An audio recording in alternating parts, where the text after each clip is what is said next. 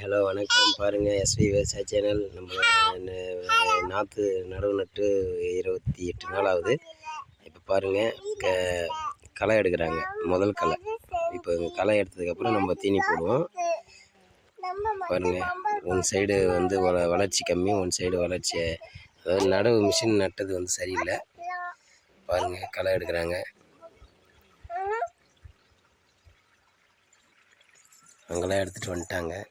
பாருங்கள், அதெல்லாம் எடுத்துகிட்டு இன்னும் அந்த பக்கம் போகணும்.